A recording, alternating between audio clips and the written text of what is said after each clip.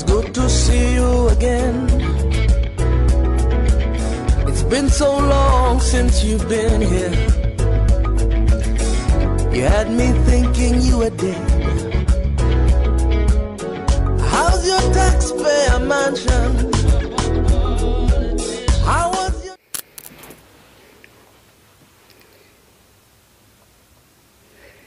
The deepest sin against human. The deepest sin against human mind is to believe things without actually having an evidence to them. This morning, it's a beautiful morning again, and we are gathered here with the intention to actually have a beautiful ride through the day. I said gathered because we have all woken up with the mentality that today is going to be positive for us, and then we are going to move with that tenacity and that mentality, both in our businesses and also in the way we impact the life of others as we do go about our business this morning. It is a beautiful morning from the hills of Scenario here. Today is December 2024, and it's a chill morning with a temperature of about 22 degrees Celsius. Today, as usual, we are going to be taking you on this beautiful ride into the political climes of our dear nation, Nigeria, and then we are going to be having some certain discussions that concerns you and I, especially as it concerns politics in this country. If you can hear my voice this morning, then it means you're right. They tuned into the frequency meter of Unity 93.3 FM and TV. And of course, it is still that your most anticipated political and socio-economic program on the radio, the Unity Train. Today, we are not going to be doing it differently. We are just going to do it the same way as we are used to doing it in 3 segments. The first segment is going to be the newspaper review. The second segment, it is going to be the transit segment, where we are going to have discussions as to certain contemporary issues, and our analyst in the house is going to give us a deeper insight as to what we have to discuss. While the third segment is that segment where I call your segment. The segment that I call your segment because it is a segment where you call in to give your inputs and submissions, your contributions to the well-being and the welfare of our dear nation, Nigeria.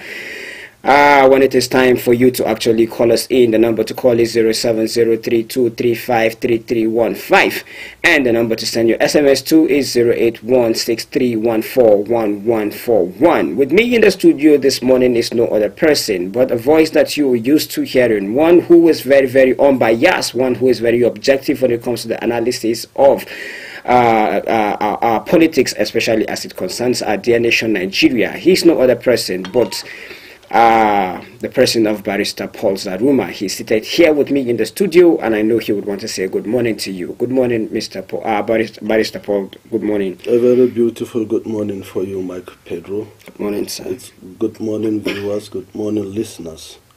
Good afternoon, good evening, depending on where and when you are receiving these signals. Thank you for having me once again this beautiful morning. You're welcome to the studio this morning, sir.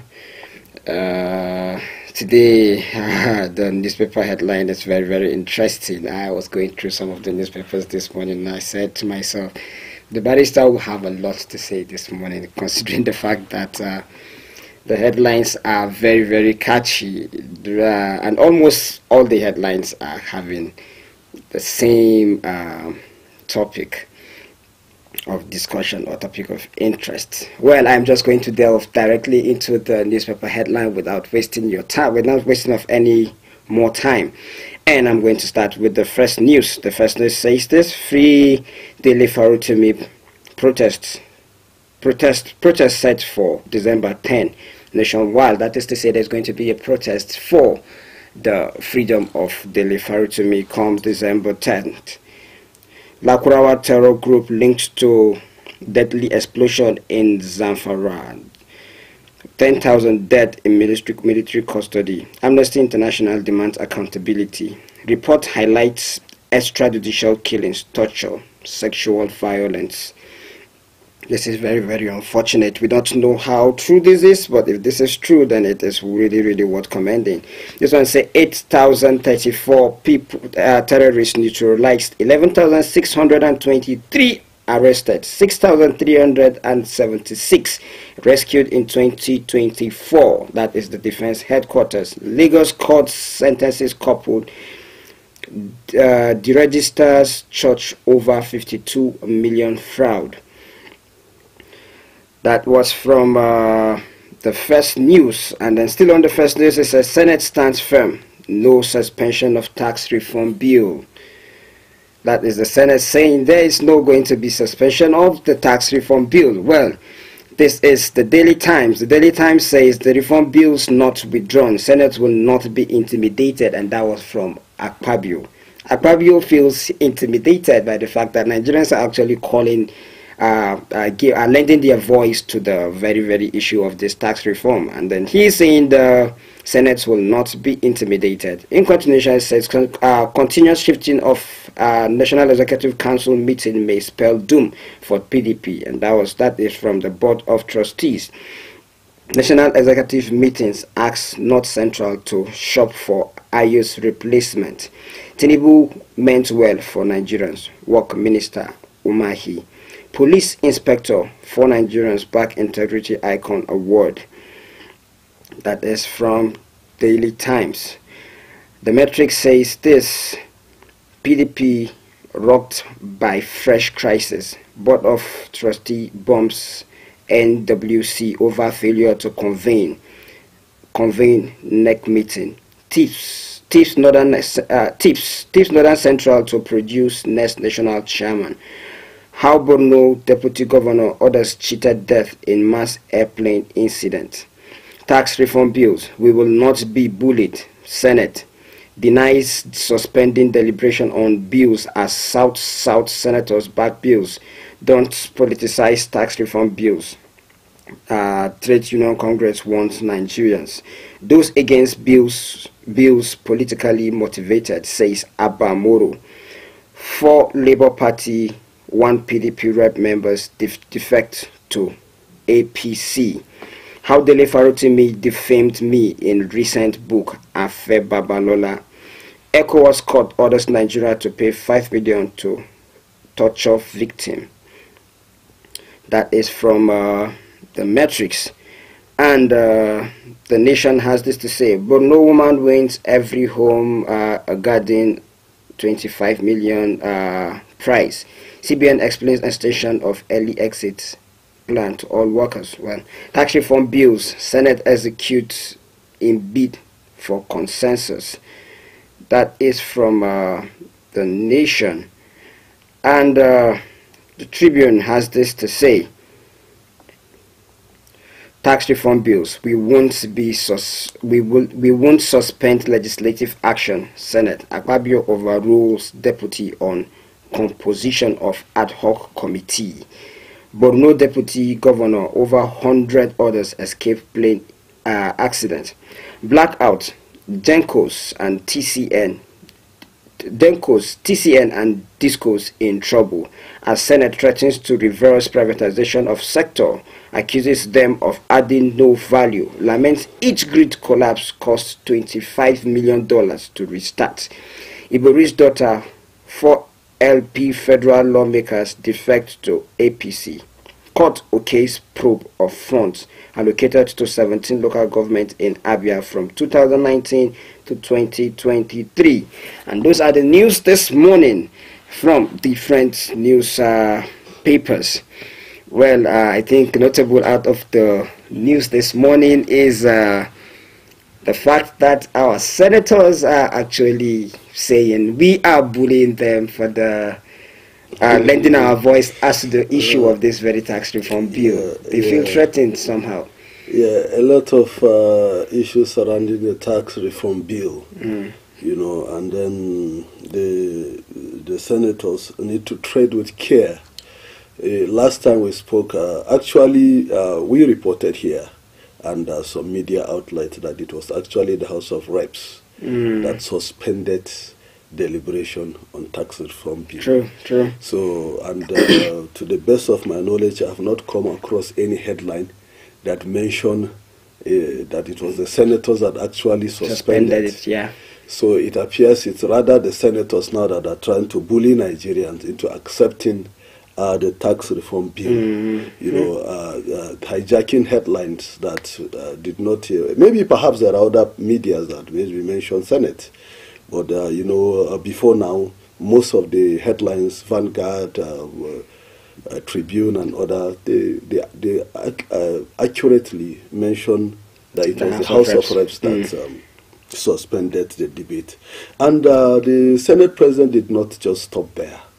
You know, Vanguard reported that the Senate has revised the membership of its 10-man committee established to address continuous issues in the tax reform bills with the presidency. Chief Whip Senator Muhammad Tahir Mongunu, APC Borno North, has been removed and replaced by Senator Shehu Kaka, APC Borno Central. The adjustment made on Thursday at the start of plenary came just 24 hours after the committee's initial composition. Now, Senate Leader Michael Okpeyemi Bamidele, APC Ekiti Central, announced the change, which retained the Senate Minority Leader, Senator Abbo Moro, PDP Benue South, as the committee leader.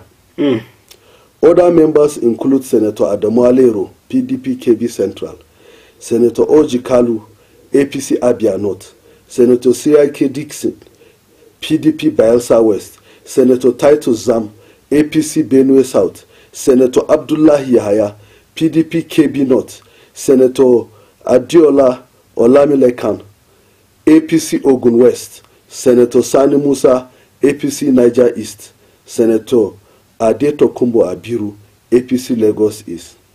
The reshuffle comes amidst widespread criticism of the tax reform bill sent to the National Assembly by President Bola Ahmed Tinubu on Wednesday. The Senate suspended further legislative action on the bill following an internal and external backlash. In response to the continuous issues, the Senate resolved to hold a public hearing and tasked the newly formed committee to liaise with the Attorney General of the Federation and Minister of Justice to address concerns.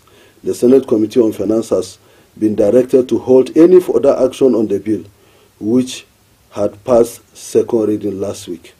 So you can see that this is the update as at yesterday. So I don't know what Akpabio is trying to tell Nigerians. Well, I think it has to do with the House of Reps, because the blueprint has this to say. It says, in continuation, Akpabio ended up saying that only Tinubu can withdraw the bill. Yes, this is what it says. Want to be intimidated over tax reform. It made it obvious that the bill is not a popular bill. So they have a Herculean task of making that bill to become popular. Popular, yes. So, and then for making that bill to become popular, you have to explain to Nigeria what is it that is inside that bill. There shouldn't be ambush. There shouldn't be landmines. There should be transparency. You know, and then they should also know that they are representative of the people. They should put the interests of the generality of the citizenry.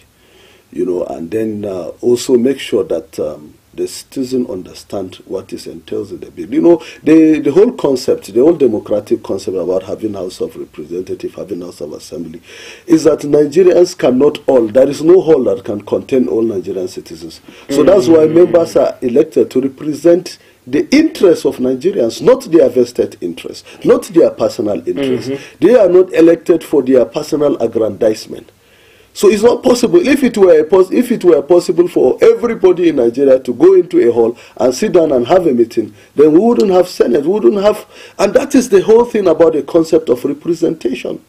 So, and then when you are representing people, that should be flow. That should be flow. The question you should is get the people's impulse. It seems as if they don't have this very, I said it seems as if they don't have this very mentality that you are trying to posit or make clear to us this morning. This is why they will come out to say they will not be bullied. By who? Yes, who is bullying yes. you? If the you are people you are representing are bullying you are saying that the people you are representing are bullying you. If there are certain interests that you are saying they are bullying you, then you point out to Nigerians, you point those interests to Nigerians, that yes, these people are bullying us. Not you. It's not all about the Senate. It's not all about the House of Reps. It is about Nigerian and Nigerians. So it's obvious that this bill is not popular. And then if you know that there is nothing that you have sandwiched inside that bill, that you don't want Nigerians to know, then the right thing to do is to create the necessary awareness, is to do a kind of community town hall. We just mentioned it, It's not about public hearing, Michael Pedro. This public hearing has been an arranged jamboree. We have had experiences of public hearing, Mike Pedro. The Senate the Senate and House of Representative members doesn't want to hear about town hall meeting.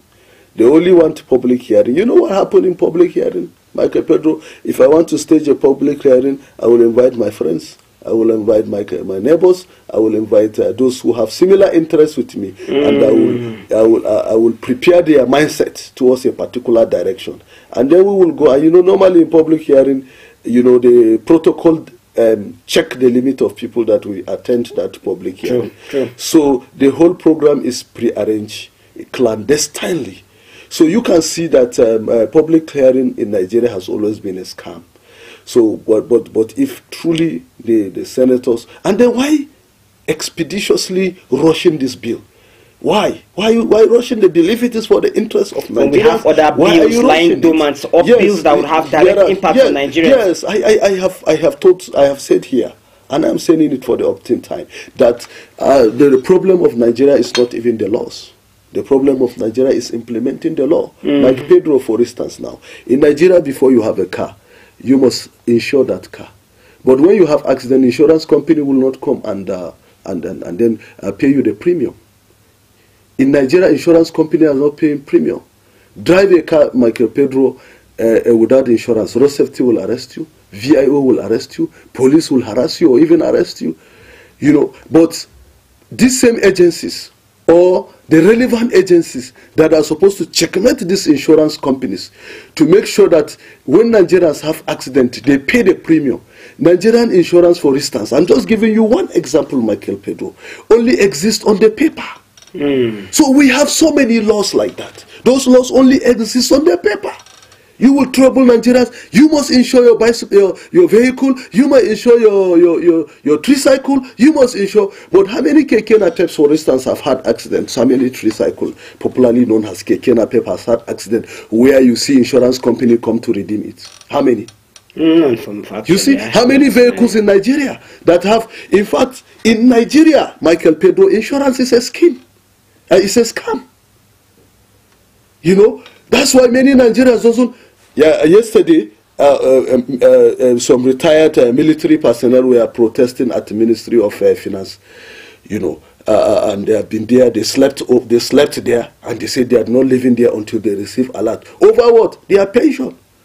How can a military man or a policeman with meager salary that cannot even pay? Look, do you know that the salary of an average policeman cannot pay the school fees of one child in some schools?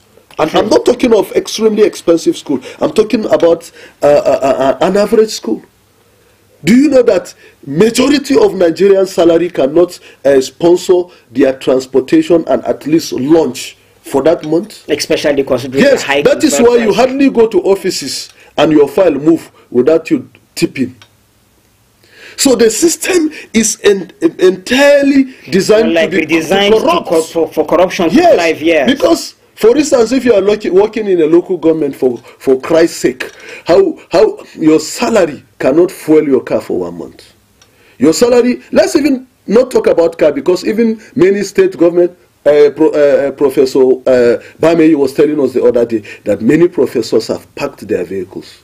Lots of them. Many of them, some of them are using a bicycle to go to school. In fact, you can tell from how scanty the streets. Yeah, the street was scanty. I was scared because I was at the edge of time while coming here. So I was scared to take the Faringada Market route, but the route was empty. So you can see how unfortunate it is, how the difficulties that Nigerians are passing through. I think that should have been the focus. That should have been the fulcrum of discussion at the Senate. That should have been the center stage of debate.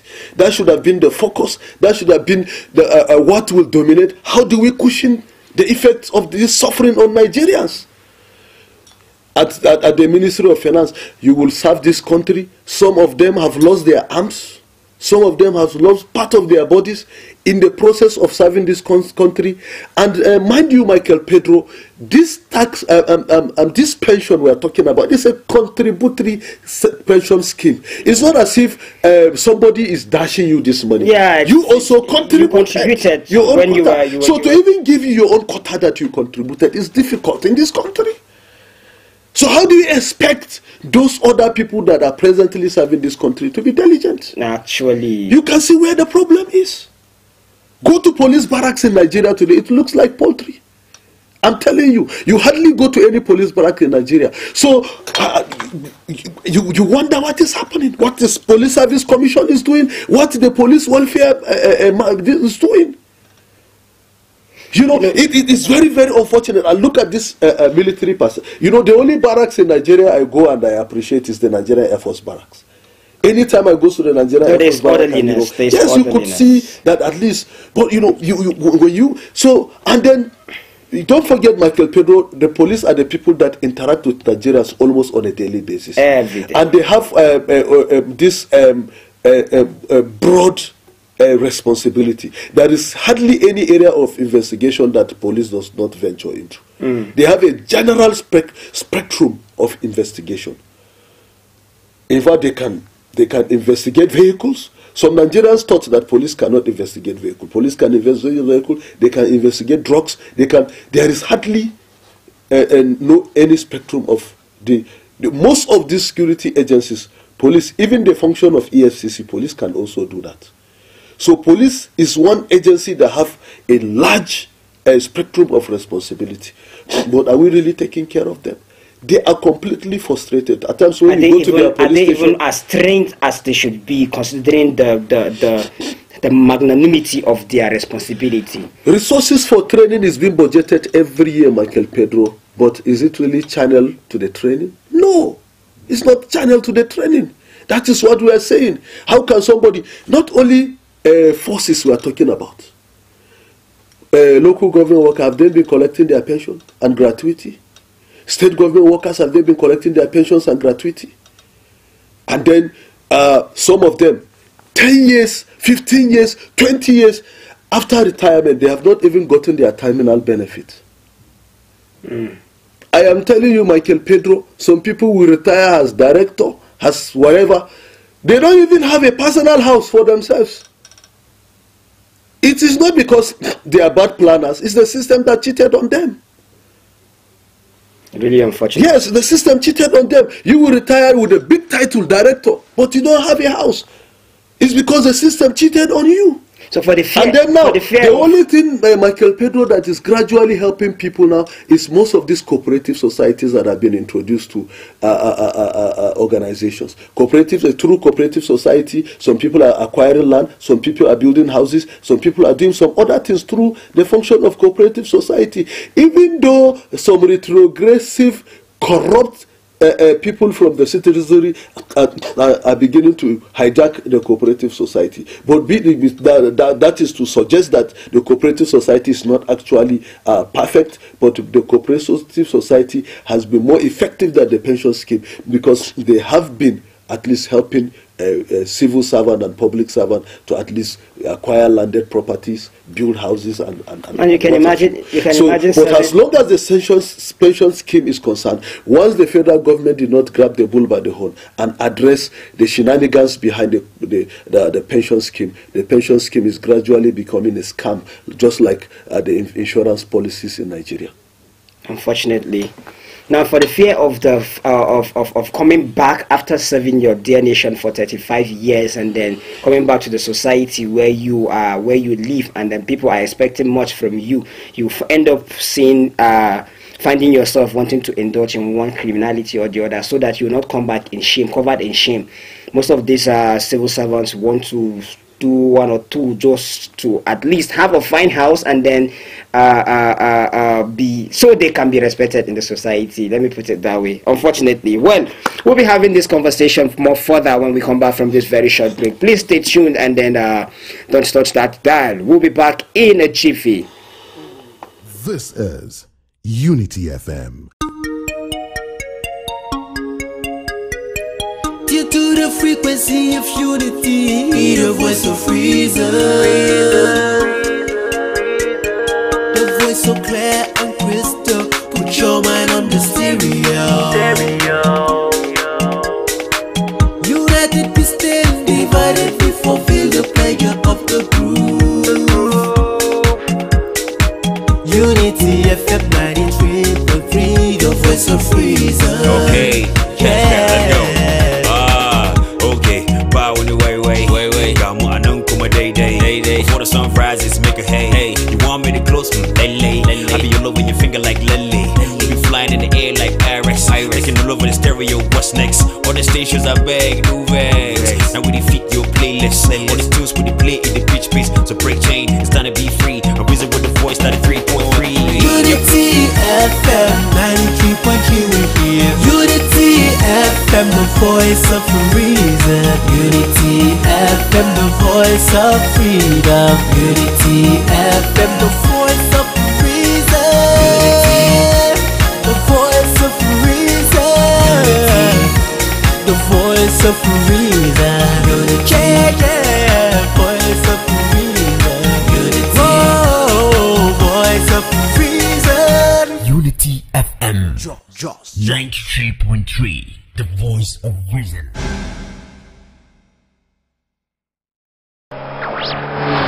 From the home of peace and tourism, this is Unity 93.3 FM. Advertise your goods, services, and products here on the all-new Unity 93.3 FM. We are the station you have been waiting for. Take advantage of our wide coverage, quality programming, unique listenership, and unbeatable rates to promote and market your products and services. For us at Unity FM, your satisfaction is our driving force. For placement and inquiries, visit our marketing office at number 62, Zenaria Hill Layout, Jos Plateau State, Nigeria, or call us on 080-253-22266, 080-5223-1992. So come talk to us today and we will put your word out there.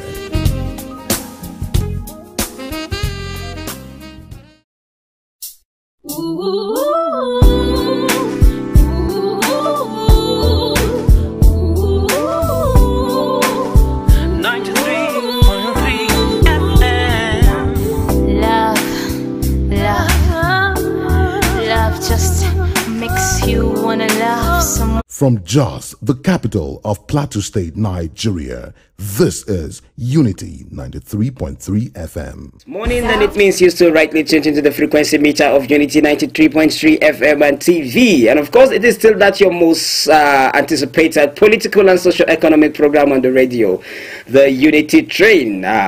This morning, before we went on that very short break, we were having some conversation around the issue of the tax reform bill and the reason why the senators will feel bullied and then why they will want to hastily pass this bill into laws, even though Nigerians are lending their voice saying that they are not comfortable with the bill. Well, we'll right back and then we'll be having some other discussions that are of interest this morning. And one of them this morning, Barrister, is that record by the headline that about the Amnesty International saying that the military should give accountability about the number or certain number of people that actually died in their custody, about 10,000 plus people that died in their custody. I don't know, sir, if you have something to say about this very 10,000, sorry, let me just read that. Say 10,000 dead in military custody. Amnesty International demands accountability. Reports highlights extrajudicial killing, torture, and sexual violence. Do you have something to say about this very? I don't support extrajudicial killing. Neither do I support torture. Torture has been prohibited from many countries, and Nigeria too have also domesticated various international laws that prohibited torturing. But unfortunately, it seems as if we are still in that position where torture is a primary means of actually. Torture mostly torture is illegal. we have not only appended our signature to so many international laws that prohibit torture, we have also domesticated the laws, in that there are, in our laws, it forbids tortures. And then in our court also, any evidence that has been obtained through torturing is not admissible.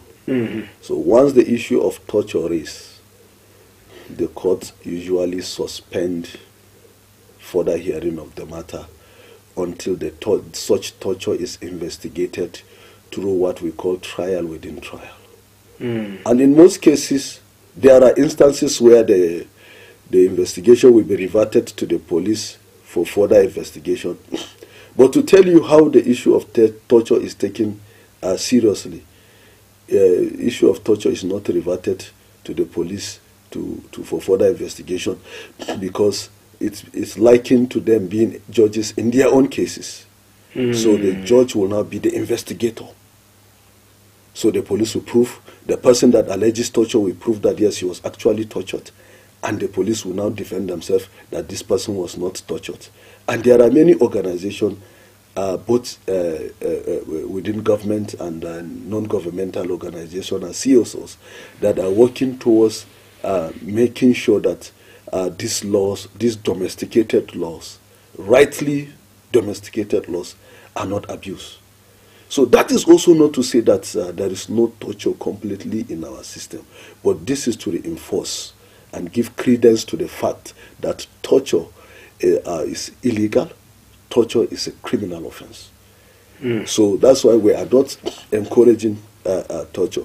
And once the judge finds that there is torture, such evidence, such confessional statement will be expunged. It will not be used. Are there Yes. precedences to no this matter very how, assertion? no matter how, no matter the magnitude of the offense, the judge will not proceed with that evidence.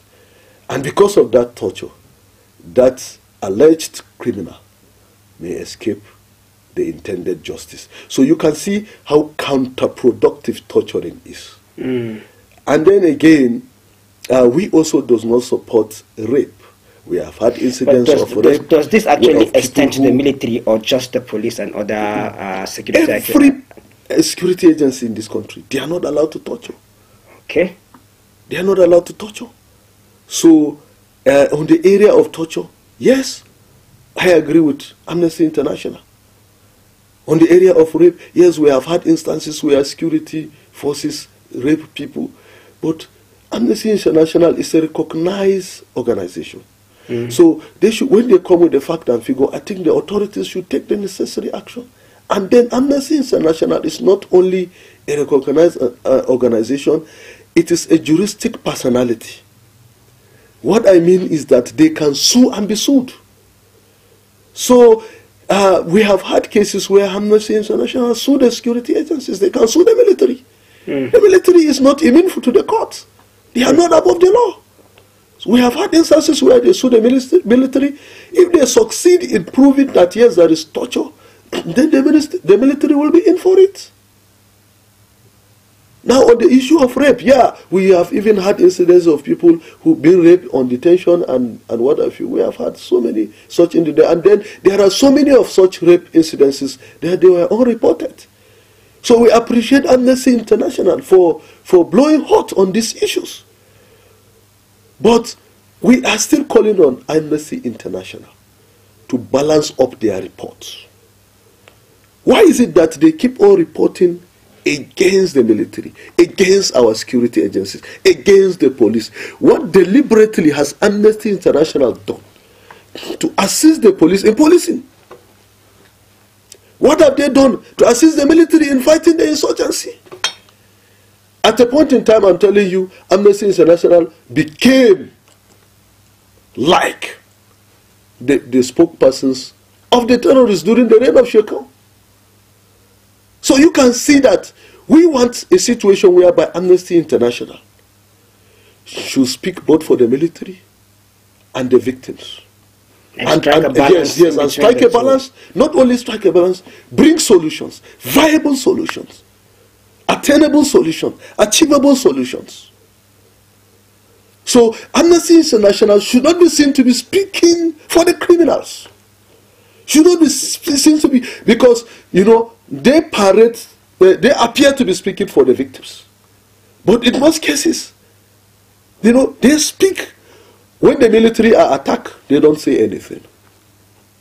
I have never heard them speak for the orphaned members of the military family or the police family who lost their breadwinners, and they have not been receiving their death benefits. They have not received their death benefit. You hardly hear Amnesty International speaking for such. Well, at some point, I think 2019, there was one notable headline that I came across, Amnesty International speaking on behalf of the people, especially the police, then about the pension of the police. 2019, if I am not wrong, they were very loud about the pension of the police, 2019. But since then, I haven't come across anything. Yeah, I agree with you. That's why I said they hardly. So I'm not saying they did not speak at all, but they hardly. So where is the proportion? What is the ratio?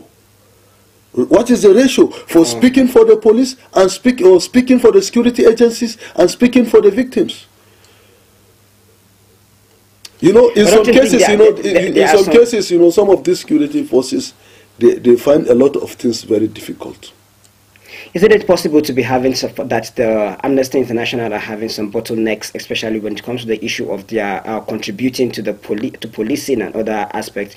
Because there's always this place of pride by the government. They feel like an external body coming to influence certain decisions of the government is inappropriate. Yeah, the government also have their own side of it, because most of these issues are their responsibility. Mm-hmm. So Amnesty International is actually doing a good work in some sense of it. But we are calling on Amnesty International to balance it up. They shouldn't be seen to be speaking for the terrorists. They shouldn't be seen to be speaking for the bandits. I think they should be seen to be speaking for the victims. The victims within the citizenry, those people that have been victimized by the terrorists, those security agencies that have been victimized by both the terrorists and the state, or the system, if you like. And then those terrorists or alleged terrorists that also have been victimized by the security agencies and the system. Who are they?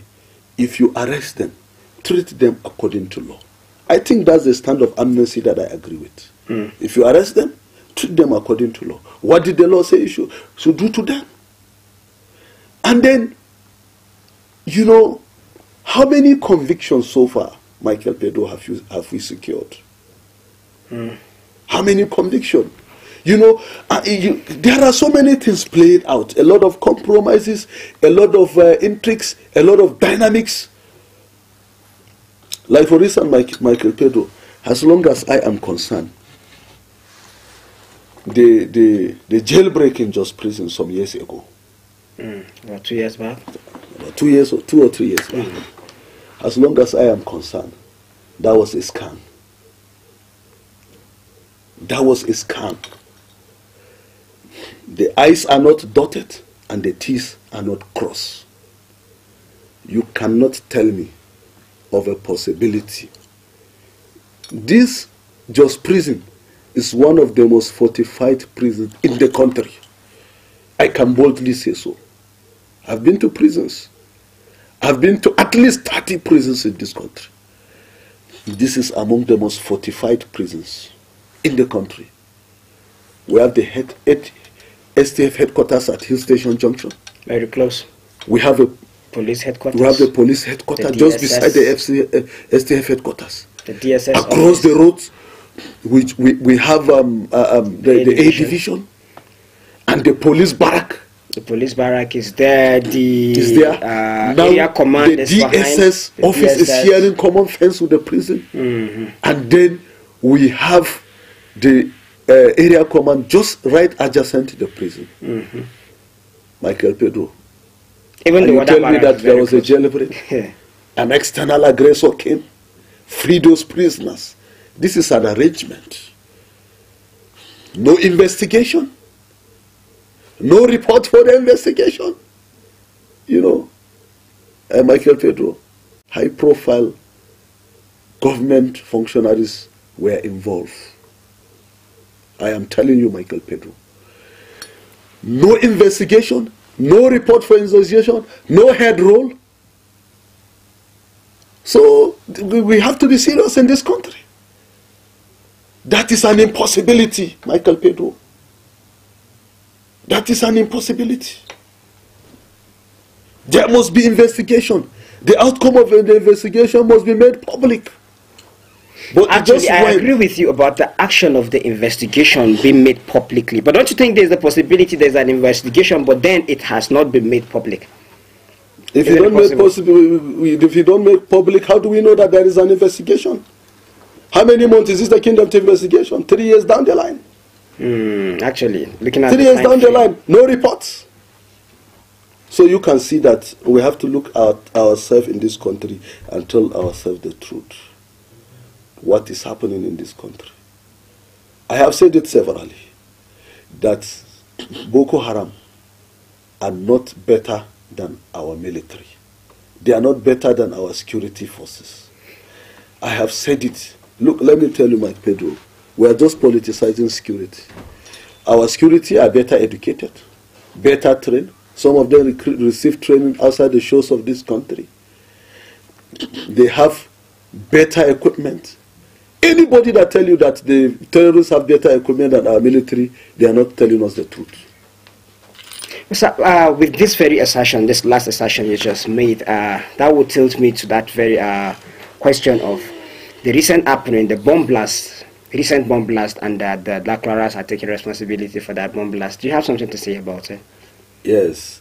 What I'm saying is that they have not really managing the intelligence very well. At the point in time, the Lakurawa were confirmed within about 5 local governments. Now, and it seems like they are spreading to more local governments. They are now spreading up to Zamfara State now. They were actually occupying basically those 5 local governments were within Sokoto, and there was also intelligence reports that they were moving towards Zamfara and towards Kebbi State and part of Yobe State. Prior to so this intelligence, if our intelligence communities has properly harnessed this intelligence, and then the security forces utilize this opportunity, this information gotten, it wouldn't have escalated to this point, to the extent that they have started bombing in a territory that is not theirs. Actually, at a point in time, they were conscripting Nigerians. Because there is this Hausa proverb that says that the Dangari Ake Chingari. So that is why they have to conscript some Nigerians against their wish. And it is very unfortunate for a foreigner to come to your country, conscript you into an organization, marry your daughter by force. In fact, it was reported that you go to court and sit down. If the judge is not delivering judgment very well, they sack him and appoint a judgment. So you can see that we are having an authority within authority. But these are the kind of crimes that should be termed treason. Yeah, but yet we're not hearing stuff like that. These are treasonable crimes without missing words, because you cannot form an authority within authority, and then the proportional force is not being channeled towards this terrorist group. If not, they wouldn't have gotten the breathing air to begin to expand and even assembling bombs and start launching attacks. It's very unfortunate, And just like I keep on saying, preventive mechanism is better than reactive, and it appears that we keep on reacting in this country. Every country has moved into prevention of crime and criminality, not reacting. About preventive mechanism and then reactive mechanism, some arguments has it. I came across an article online that I read just in recent time that is saying that, speaking about preventive and reactive mechanism, Nigerians adopt reactive mechanisms because that happened. Terrorism has over the years become a franchise, a means of a livelihood to some certain individuals. So they would rather react than to prevent. If they prevent, then the means through which they make money is going to be blocked. So therefore, they would let, if else, and I somehow would want to agree with that very claim and argument. This is because some news dailies has it. At the same time, you were here when we took that headlines that says that the Lakurawas have been in existence in 2016 to 17, and that the communities were we are aware of them. Some security agencies were aware of them, but then nothing was done until in recent time when they started their action. So, you know, actually, when the Lakurawas came in, they came like saviors. They pretended, masqueraded as saviors to save these people. How can against the activities of bandits? How can so they came to protect the locals against the activities of bandits, and the locals were undergoing excruciating difficulty by the activities of bandits, mostly unreported. So that is to say that Nigerians at that point in time, or Nigeria as a nation at that point in time, came to the point of agreeing that we are helpless. For foreigners to come and help us shows that our security architectures are not doing as well as they should. Yes, of course. And they have admitted to it, and yes. That is why others from other countries, without the permission or express permission of the government, will come to our own aid. It's not adding up. It doesn't make any sense, even if that is yes. the claim. If these locals were well protected by our securities, in the first place, there wouldn't be brooding ground for the Lakurawas. Mm-hmm. So they weren't protected.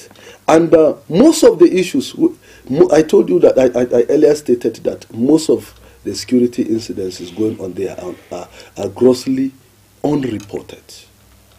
If Mike Pedro, if you hear some of the things, they are unprintable. Mm. They are unprintable, some of the things going on there.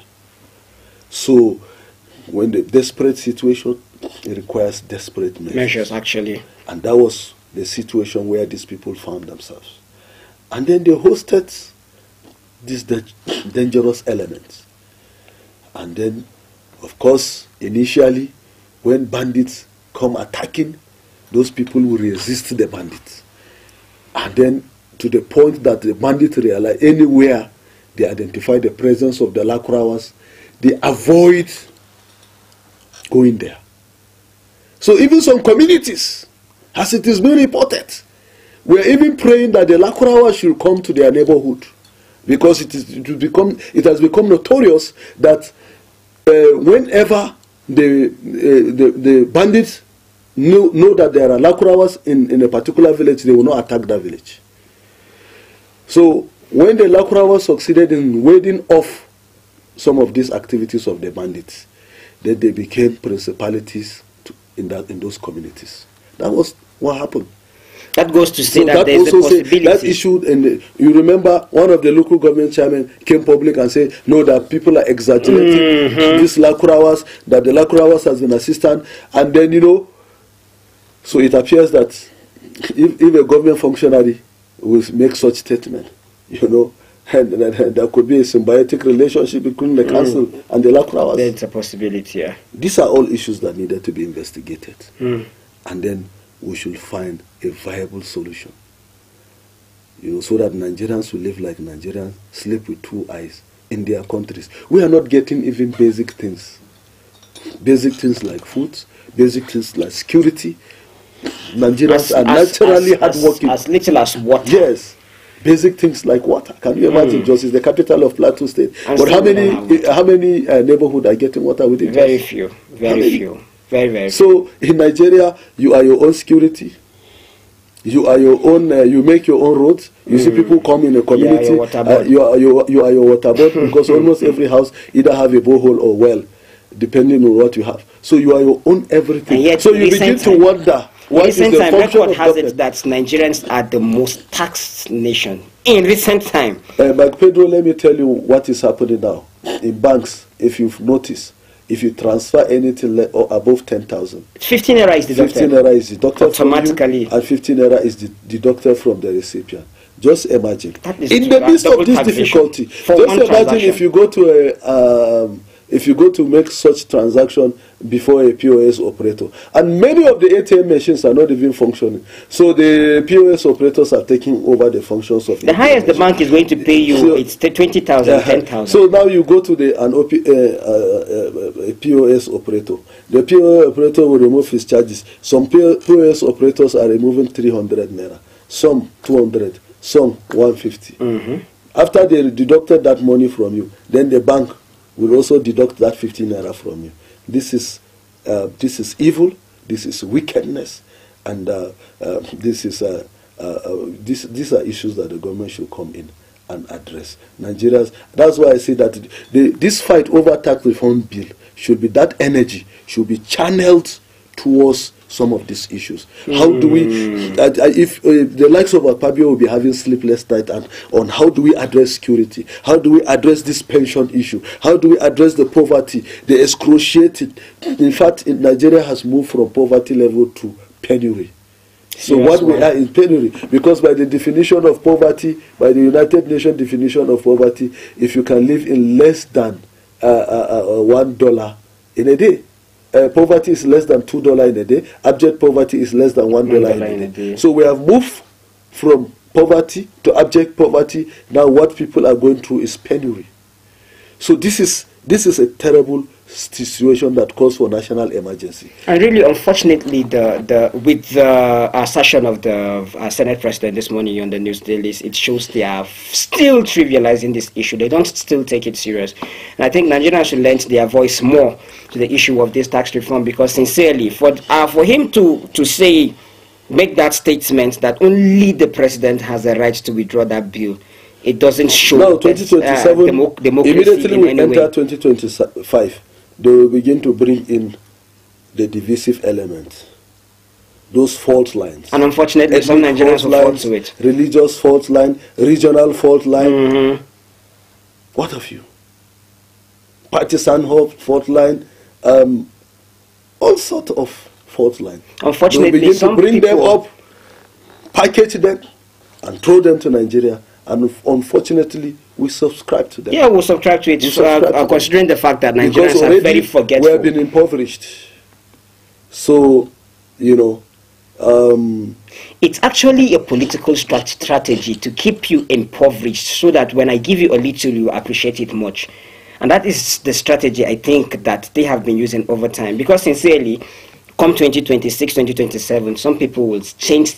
Some people's mindset will change for 2 models of rice. Yes. Some for salt and Maggi. Yes. And then you start hearing people trying to defend these same people that have exploited us for 4 years. Yes. With some certain claims saying that this person is this person is that. At least someone shared some food items in recent time. I don't want to call his name or her name. And then over a long period of time, people have not heard from the person, but then he came and then shared some food items, and then you hear people in that very locality saying, at least they have reaped the dividends of democracy, and all they got was 2 mudus. A mudu and 2 mudus, unfortunately, and that person has been in power for over, this is to say, close to 6 years. And they could appreciate him that much for coming once to actually give them two mudus of rice. It's unfortunate the way Nigerians really perceive these things, and I wish, I trust and believe that this time is going to be a bit different. An impoverished man does not think straight and cannot think straight. So that's why some of these things are happening. It is in this understanding. And then in the 2 mudu, how many days will it take you? It depends on the size of the family. You see, sometimes it don't even go beyond that day. It don't go beyond that day. So you can see how unfortunate we have found ourselves in the country. People have been impoverished. As the campaigns are coming, they will give you a wrapper that you cannot use for certain occasions. Yeah, you can't use some of those crested wrappers. So that's all.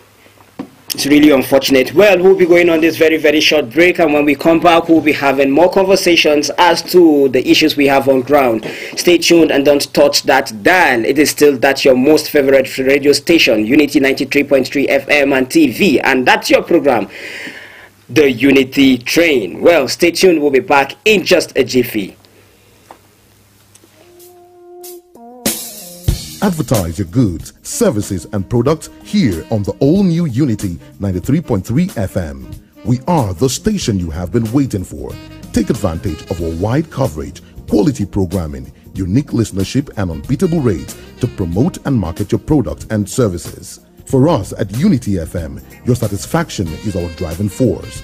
For placement and inquiries, visit our marketing office at number 62, Zenaria Hill Layout, Jos Plateau State, Nigeria, or call us on 080-253-22266, 080-5223-1992. So come talk to us today and we will put your word out there.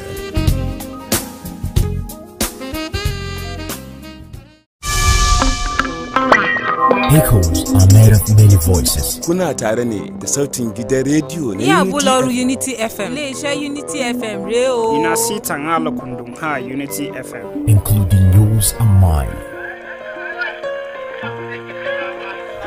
If one by one all goes silent, then all that will be left are the amateurs. Never let a love view determine the nature of the sound. I can see the end of the road.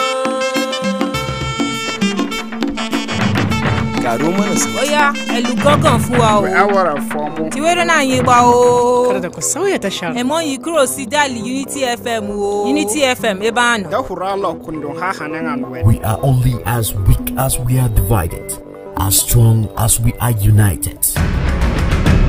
Unity FM, Jos 93.3, the voice of reason.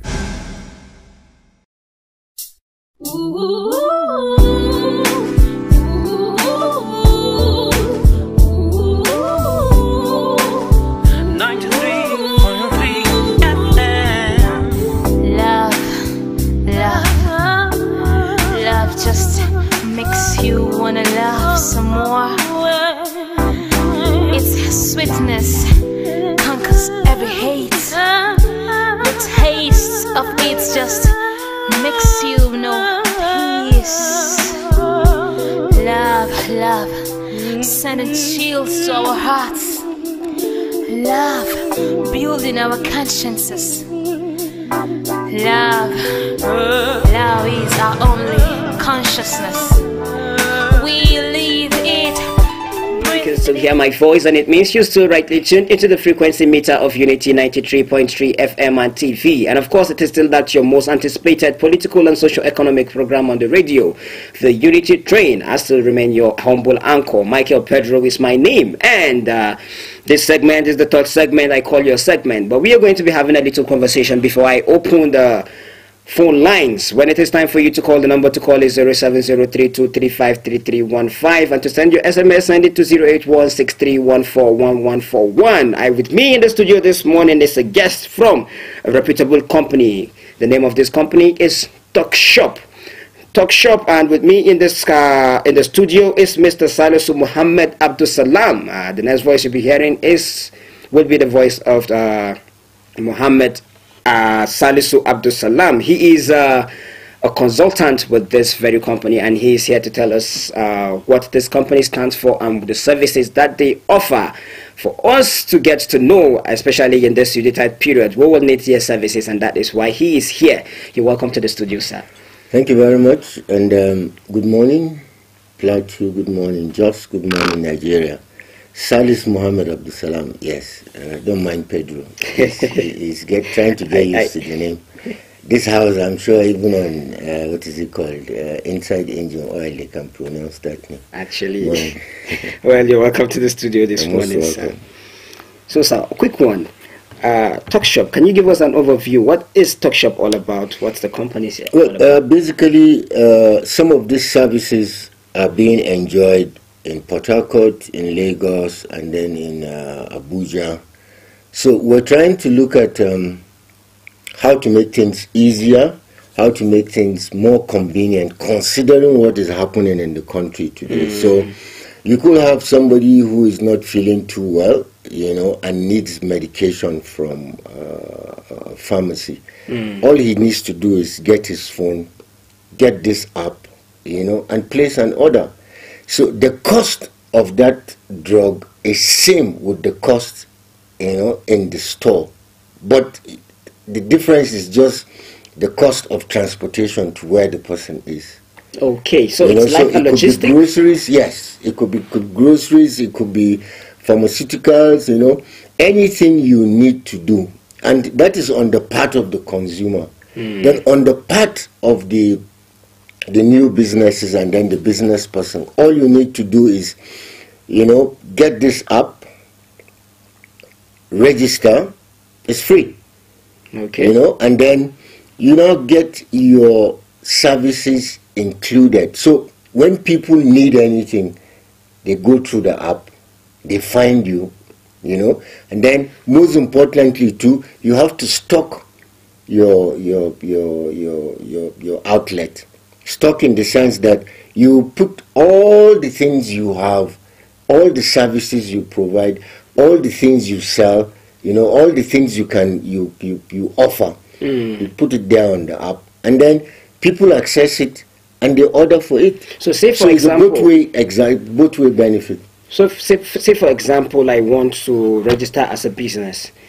Will this company come to carry out like an investigation as to the services I offer, or whether or not what I am uploading online is really available in the shop, or there's no? Yeah, definitely. There is vetting.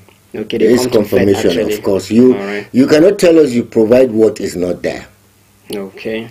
You understand? The company has so many staff, auxiliary staff on the streets.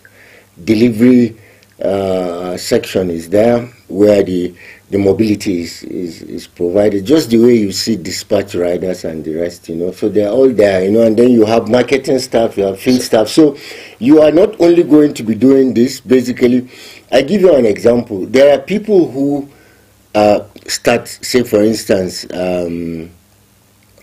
pastry business, they do stuffs for flour and so on and so forth, they do not have money to rent a shop to start, but they have the services. They do not have a place where you have signposts and everything. Yeah, like a physical. But they offer the services. When you call them, if it's a birthday, if it's a celebration, whatever it is, and then you need their services, they use such platforms, and then when you need it, you just check through, and then you seek their services and you get. So definitely, it is not going to be. You're not buying from us. You're just like a middle people. Yes, you're buying from where it is available. So you, the provider, make yourself available, and then you, the person who has a need, who has demand, will go there and then get it. So it's an issue of convenience. Okay, and then it makes it also cheaper. So this company now, say for example, I live in Jos. Do this offer? Is their services? Can I make orders? Like, is the services intra or interstate? No, it's intra for now. Okay, intrastate. Yeah, because it just came into Jos. So you can only order within Plateau Jos State or Jos Metropolis. Yeah, Jos Metropolis. And then if the services interstate, it's going to be introduced, because we are going to launch the company officially this December. So that full operations will not take. So all those other areas, because it is not enough to say you want to do interstate. What is your presence in the other state? That's something worth considering, actually. What's your presence in the other state? So, and then this is a business that requires structure. We provide structure. All you do is your phone. So we must make sure we have structure in the state you require our services. So it's not just being ambitious, to want to have services all over the place. And mind you, the issue of integrity is what we stand on here. So don't promise what you cannot deliver. Actually. Gradually you go intra. Yeah. So inter, sorry. So this app you spoke about, sir, can we find it both for Android and iPhones, or is it just Play Store, available for? Yeah, you can find it on all. both Android store and www.talkshop.ng. So that is the website. That's the website. You download the app. It's on Google Play and then on App Store. So sorry, sir. Can you call that the website again? www.talkshop.ng. Talkshop is TUKSHOPP. Okay, the shop is with a double P. Yeah, the shop is a double P. Okay, so is there a service available for people that is there a call service, like a call center that one can call? Say for example, I place an order and then it's not coming in time. Of course. When you cannot download an app that does not have an address. Okay. Definitely, there must be an address. There must be all other forms of communications. You find it in the app. You find it in the website. Now, what I mean by that is email address. Direct call lines, even physical office address. They're all available there. The office is in Rayfield. Okay. Opposite the steel rolling company, the complex there. The office is there. So it has a location, physical office address. It has the website. It has the email. It has the direct call lines. All. So aside the fact that I would want to order online for in order to not to stress myself to go and get these things myself, one of the things that people really put into cognizance is the issue of speed. What is the speed? I just mentioned earlier on that we even have dispatch riders. So I'm saying, if for example I place an order, how early should I expect? When you talk about, is within when you talk about groceries, you talk about, for instance, a restaurant. You cannot afford to allow the food to get cold. That's why it's called dispatch. So it's almost immediate. Now, what you're ordering for, mind you, is not what you don't know. So we are only making sure that you get it. You get it. You understand? So, if for instance I am in I have something I want to pick up in Terminus, for instance, and then that thing is in Bukuru, you already know that maybe because I live in Nasarawa and I consider the cost of going to Bukuru and back to Nasarawa, driving down in my own car, so it is going to be easier for me to get Talkshop to do it for me. They go pick it up and come back. So you also already know the duration of the time. So understand. So now what it does is it reduces the cost for me. I might use, say, maybe for instance 4 liters of fuel, and then if you're using Talkshop, of course you pay less than the cost of 4 liters for fuel. So how is the charging like? Is it based on distance, kilometer, or is the flat rate? Well, because of the distance calculation, when you download the app, all those inquiries, when you make them, you'll be given. Of course, you cannot go into a contract that your questions are not answered. So you make inquiries. The charges, of course, are going to be there clearly written, so that your location and the location of the service you require, you'll be able to see it there. So the charges, it's not something that I know is cheaper than when you embark on it by yourself. So do we pay online or we pay everything, offline? Everything is, if you're using an app, so everything is. So the moment you place an order and then it's successful, or through the period, the process, you see the amount you have to pay. You see the amount, yes, and then it's interactive too. You'll be able to ask questions and then you get replies. Instant response. Online. All right. Thank you so much, Mr. Salisu Mohammed Abdul Salam. You've said a lot about this Talkshop, and already I am thinking of downloading this app. I am sure going to download this app. Please do. There are certain things like shawarma, to be precise. I love shawarma, not every time. I cannot go out every time to actually get shawarma for myself. So I will be using this Talkshop for that very service. The first time it's coming into Jos, and it is not enough to actually want to look at what government can do all the time. When you talk about revolution. It's not basically when it has to be physical violence, you understand? So a lot of intellectual, actually. Yes, a lot of these things. So now today you now look at, I don't need to drive my car from point A to point B to be able to do certain things because I want to reduce the cost. So you now come back to your phone. A lot of people, the phone, the device reduced physical movement a lot.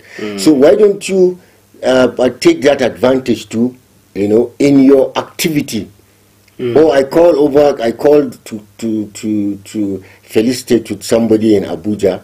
You know, I said, okay, instead of me traveling down, it might cost me, even by commercial vehicle, the minimum it will cost me to go and come back would be like 25,000. I can use my phone, talk to the person, can even be a video call and everything, and then, you know, say, please, this money that I used to pay for transport, can I just send it to you? You understand? These are all the things that phone did. Initially, you have to travel all the way from Port Harcourt to Jos, all the way from Kano to Jos, you understand, and stuff like that. So it's the same thing TalkShop is doing now. Why don't you I would make it easier for people to be able to permit me to say TalkShop is bringing a solution that allows you to multitask even when you are one place. You can be in plenty places at the same time, multitasking while you are seated in one place. That is what you can even do it for somebody else. I can place now you just talked about shawarma. I will just get TalkShop and it will come to you even without you being the one who did it. Actually, it could be a gift, it could be anything, you understand? So and this is coming on. The timing is very, very okay. Looking at the fact that it is a Yuletide period, a December period where we can we exchange gifts and to our loved ones and all. TalkShop does all of that for you, you know. So if even the small businesses, the service we provide, the service, the business people too can take advantage of it. You understand? Because when you're there on the app, people now see you and say, I want to buy something from a pharmacy. When you go, you see all the list of all the pharmacies. You understand? And then from each of those ones too, you now know this one has what I'm looking for, and you place your order. So we don't. The list one is going to see on the app is going to be the list of the pharmacies that have actually registered with TalkShop. Yes, definitely, because that is where the visibility for your own, you know, outfit, your own business. Yes, the visibility you get for your own business. Now, if you want us to get something for you elsewhere, it will be you now that will be providing the information, details, the like details, address and direction and all. But if you don't know, you know, where to find it, when you come up there, you're supposed to be able to see it too. So that's why they say the benefit is for the consumer and the provider too. Well, thank you so much, sir, for that very beautiful insight. Well, it is time for me to actually open this call lines for you to call in and make contributions on the topic we just discussed, and even the TalkShop. If you have something you want to ask about the TalkShop, you can call in and ask questions. Mr. Salisu Muhammad Abdul Salam is still seated here in the studio to answer those questions. And of course, even the topic we discussed today, or the issues we brought up concerning the politics in Nigeria this morning, you can still call in to ask those questions and then make contributions. Good morning. Good morning. Your name and where you're calling from? This is Ali Adam calling from. Okay, you have 1 minute, please. Yes, I want to contribute to that issue of security. Okay. Our government needs to do more about all these security issues, especially in the areas of providing more security, and then their welfare has to be considered. And then also I want to conclude by the say of Dr. Yusuf Maitama, where he says when there is good leaders, there is no problem. And when there is bad leaders, there is problem. So our leaders need to understand this. If they are good at all, we'll follow them and do the needful for them to lead us very, very well. But when they are doing the bad thing, there is no way they can have control of their followers. So this is my take this morning. Good morning. Thank you so much. Thank you for that beautiful take. Well, if you're calling in do well to manage a minute. We don't have much time, and you can call in to make contribution and ask questions about talk shop as we have discussed in the house this morning. But before then, I'm reading this text message. Mr. Pedro, good morning, Mr. Pedro and Barrister Zaruma and the guest. How will the issue of insecurity stop when there is no consequences or timeline for poor performance in the aspect of security? Any government who cannot provide security and guarantee the safety and well-being of its people is a failed government. The issue of insecurity in this nation is getting out of hand. May there be peace in the land. Let's remember, development infrastructure without security is nothing to write home about. God bless Nigeria. Adewumi from Bauchi Road. Good morning. Yeah, hello, good morning. Good morning. Your name and where you're calling from? Yeah, thank you very much. My name is Sadiq Omar. I'm calling from CCNC Junction. Sadiq Omar, good morning. You have 1 minute. Yeah, I want to commend you people for doing a great work for educating us about what's happening in Nigeria. Actually, I want to talk a bit on the issue of security that you have raised. You see, it is very, very unfortunate in Nigeria that there is nothing that is working. Because when we look at this issue of insecurity, that's what all the politicians are using for campaigning. But when they come to the system, you see that nothing has changed. It's just a new system that will come on. They are politicizing the issue of insecurity while people's lives are losing on daily basis. This is very, very unfortunate. In Nigeria, we don't know it's a democratic system, but what are we benefiting? Is it the security? Is it the education? Is it the health? There's not any benefit in anything that the government is subsidizing. And at the same time, the government is still bringing tax issues in, trying to reform tax to benefit those that have money and those that are very, very poor. They will be in attention because it's the implementation of this tax that we are talking.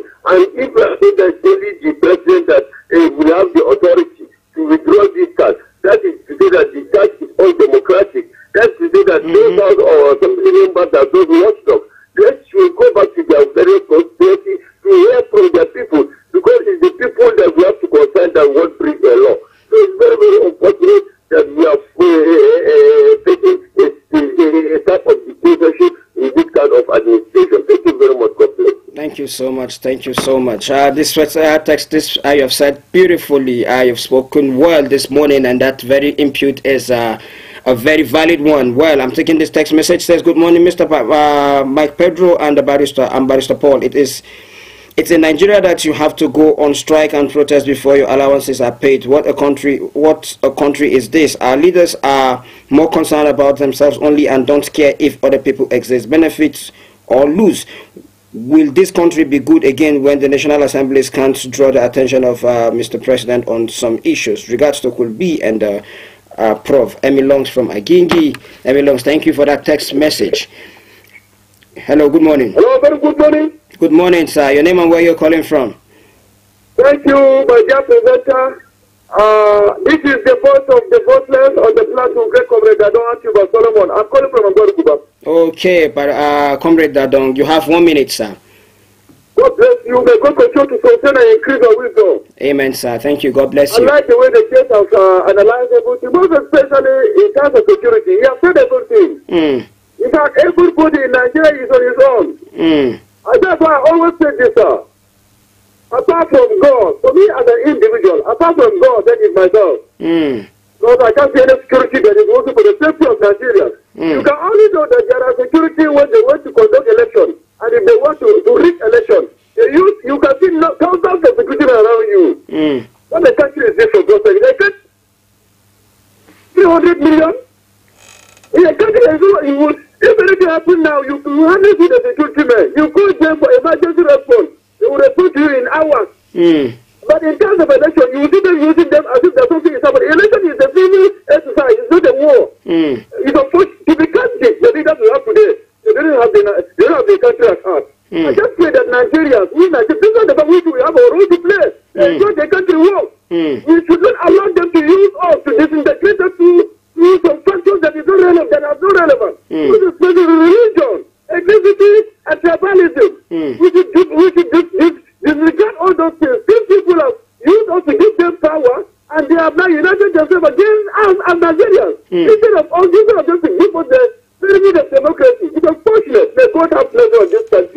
Thank you very much. Bless you. Thank you. God bless you.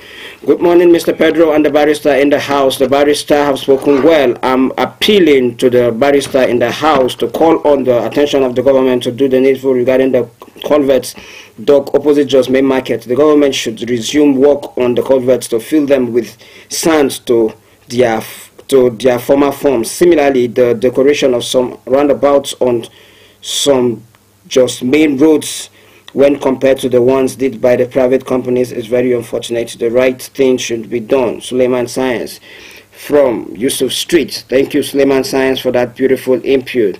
Good morning. Good morning, my person. Good morning, sir. The name and where you're calling from? Thank you, and the comrades are just I'm Mr. Ike Kanu calling you from Honduras. Are you with me? Yes, I'm with you, Musa Ike Kanu. Please, you have a minute. Thank you. Okay, based on what the barrister has said, preventive measure. You see, if we have resorted into preventive measure in this earlier system that we find ourselves, we wouldn't have gone here because we spend a lot in terms of reacting. Take it to the issue of this banditry. What Professor Kipule Amini, not Nigeria, go to normative education. Follow these people to the look and clinics where they are. System education. Nigerians were saying, I just only try you go and educate.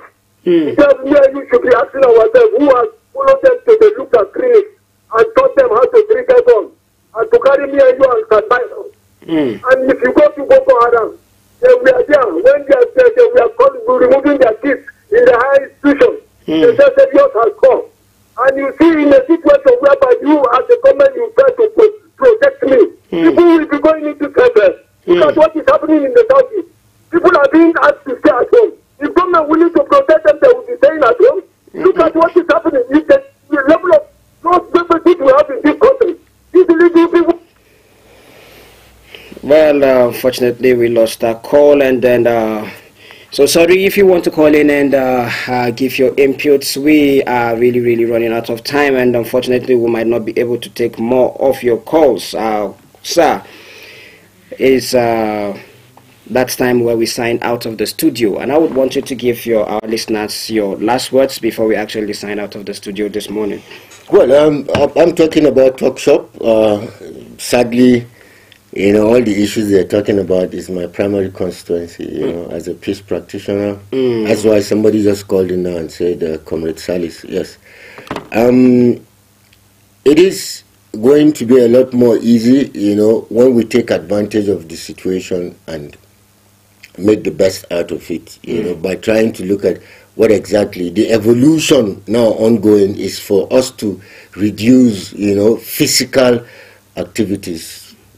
Give out some of this, shed your load by getting other people involved in how you do things. So, with Talk Shop is an evolution, even in the tech world. So, Jos as a town is old enough to enjoy most of these innovations. Very true. And for some of us who were born here, Jos it has been a state capital right from Benue Plateau, up to today. So 60 years ago, this was a state capital. So a lot of the things that people say and say, oh, advanced society, sophisticated society, oh, it happens in Port Harcourt, it happens in Lagos, it happens in Abuja. We should start encouraging such things to happen in Jos. And Talk Shop is one of them, for us to be able to enjoy services, with a lot of convenience just by using your phone gadget, So we're there, get a craving on it. We've got everything you want. Well, that is from the comrade in the house. Actually, Talk Shop is in Jos, and you can get Talk Shop on Play Store and Android. Both Play Store and Google, yes. Google is app, yes. Google, on Google, and then both for Google Play, App Store, download. Both App Store and Google Play. Actually, you can download the app from there and start using it instantly. Well, this is the point where I say to you, good night, good day, have a beautiful day, and then God bless you. See you on Monday, same time, same station. Bye. Mr. Politician,